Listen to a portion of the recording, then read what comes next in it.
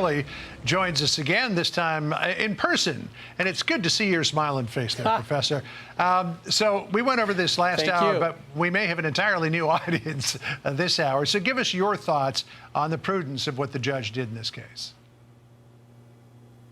Well, it was the right decision because Judge Merchan might have ended up not just the judge who imprisoned Donald Trump. He could have been the judge that reelected Donald Trump. I mean, if he actually did impose jail, as Karl Rove noted, that could have been just the catalyst needed to put Trump over the top. That's an example of how curious this calendar is for any type of sentencing. It also means that because of the dates selected here, that the election is going to have a huge impact on sentencing. If Donald Trump is reelected as president, then it seems very unlikely that Merchan would sentence him to jail. It's also unlikely that he could succeed in keeping him in jail because of the conflict with his presidential duties. If Trump loses the election, then indeed that might make it easier for Merchan to do precisely that. So the election has really grown in considerable importance in terms of this sentencing. But keep in mind, whatever Merchan does, it doesn't change what he previously did in this case. I think that he has committed layers of reversible error. I think there was evidence at his trial that the Supreme Court would view as privileged and should not have been before the jury. So there is a long runway between here and there when it comes to any jail sentence. All right, so we are getting a brand new reaction through our own Brooks Singman here, who just spoke to the former president following the judge's decision. He tells her the case was delayed because everyone realizes there was no case and I did nothing wrong, he says. He also adds it is a case that should have never been brought, Jonathan.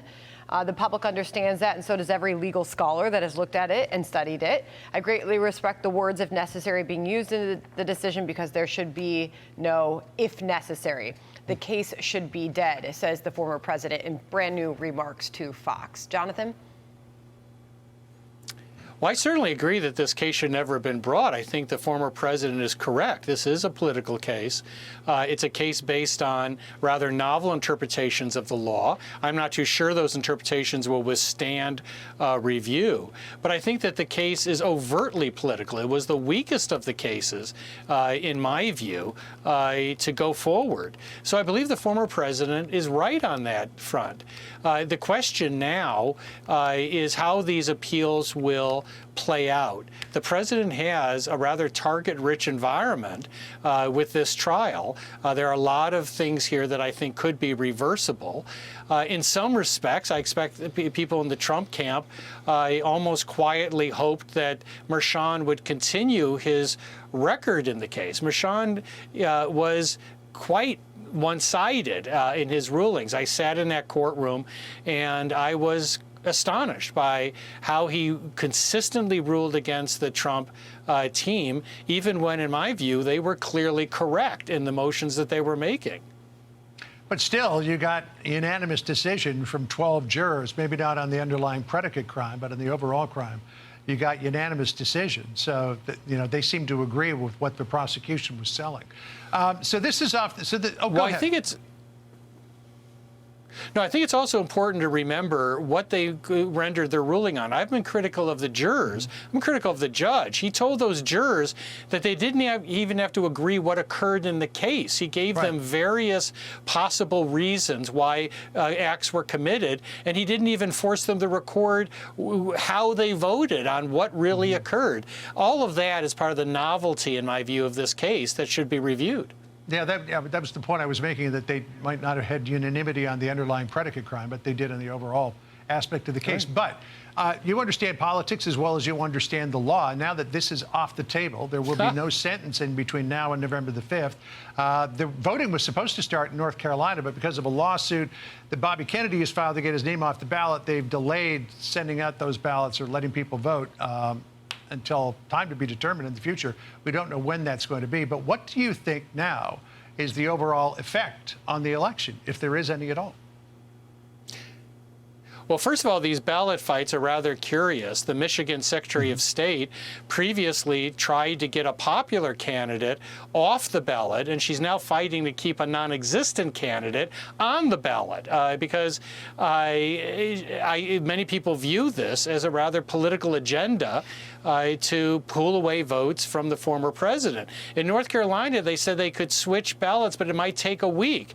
Well, they're going to spend more than that in litigation. So there's a lot of question as to why these Democratic secretaries of state are clinging on to Kennedy to keep him on these ballots in very close states. Now, this ruling is going to have an impact in the sense that many people, I think, correctly viewed New York as lawfare, correctly viewed this as a political case. Any sentencing that Merchan would have come down with, I think, would have not been particularly welcome by most of the public. It would have reminded them of this campaign against the former president. So in some ways, I think the Harris campaign is probably celebrating that they won't have that attention on the Manhattan case. Really something here.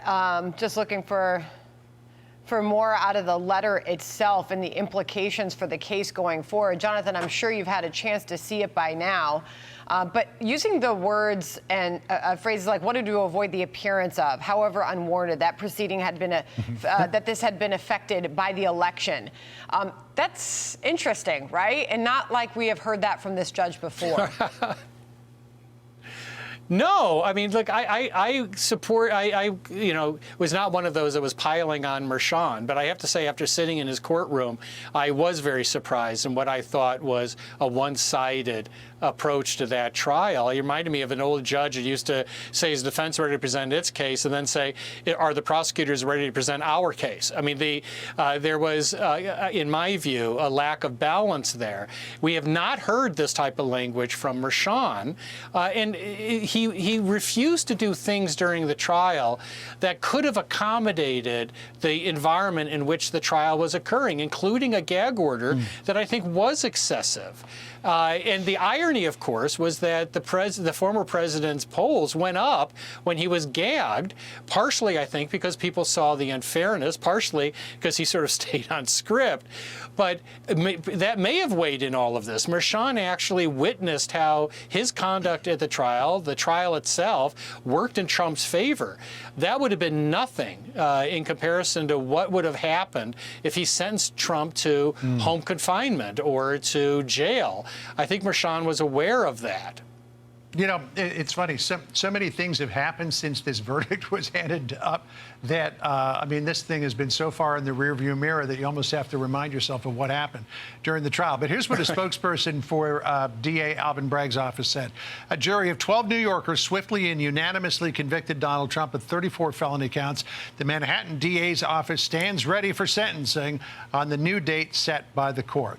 Of course, the new date is the new date for the moment, but that could change too.